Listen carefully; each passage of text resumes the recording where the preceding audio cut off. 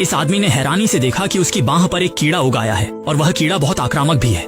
लाओ माई ने जल्दी से पट्टी खोली, पर डर के मारे चेहरा सफेद पड़ गया। उस पर सिर्फ एक नहीं बल्कि बहुत सारे घिनौने कीड़े थे। उसे लगा ये परजीवी बीजाणु है, इसलिए चिमट्टी से उन्हें निकालने लगा, पर उसे अंदाजा नहीं था कि अंदर और भी डरावना जीव छिपा है। ये कीड़े तो बस उस जीव की मूंछें थी। वह जल्दी से कैंची लेकर अपनी त्वचा काटता है। नतीजतन वहाँ से एक काली चीज बाहर निकल आती है। लाओ माई ने तुरंत पास रखा हुक उठाया और उस जीव को बाहर खींच लिया।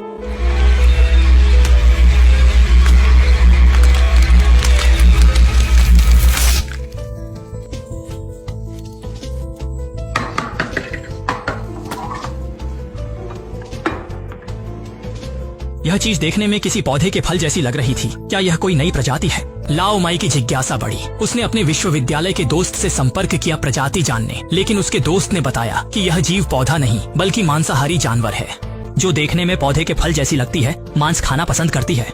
लाओ माई के शोध करने की इच्छा जाग उठी। उसने एक जमी हुई सफेद चूहे को ढूंढ निकाला। यह जीव मांस खाने का शौकीन है। फल का खोल खुल गया और देखने में यह किसी गुलदाउदी के फूल जैसा था।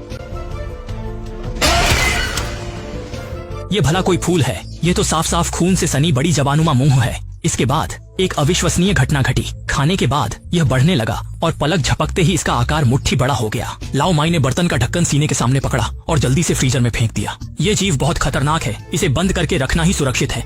किसे पता था कि कर्ली ने बेसमेंट की खिड़की तोड़ दी और चुपके से लाओ माई की पौधों की प्रयोगशाला में घुस गया। उसकी कार की खिड़की लाओ माई ने तोड़ी थी, इसलिए वह बदला लेने और तोड़फोड़ करने आया। कर्ली ने लिहाज नहीं किया और लाओ माई की चीजें बुरी तरह तोड़फोड़ दी।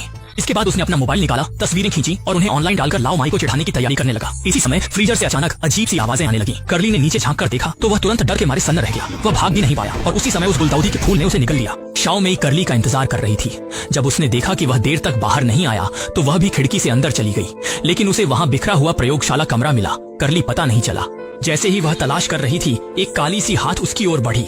ध्यान से देखने पर पता चला कि वह एक भयानक डरावना राक्षस था। शाओ मेई डर के मारे चीखने लगी। डेविन ने चीख सुनी और घर की ओर दौड़ा। वह पहुंचा, उसका सामना राक्षस से हो गया। राक्षस में ताकत थी। उसने धक्का दिया और डेविन को जमीन पर गिरा दिया। जब शाओ मेई की आंख खुली तो वह जुआनमाओ के घर के गैराज में पाई। वह राक्षस उसके पास था। उसने शाओ मेई को नुकसान पहुंचाने की कोशिश नहीं की।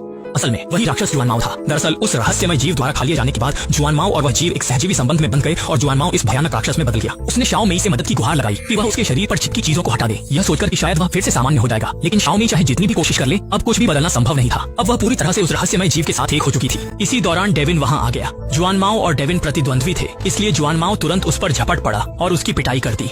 शाओ मेई ने जुआनमाओ से तुरंत रुक जाने की गुहार लगाई, लेकिन जुआनमाओ अब पूरी तरह अपना आपा खो चुका था।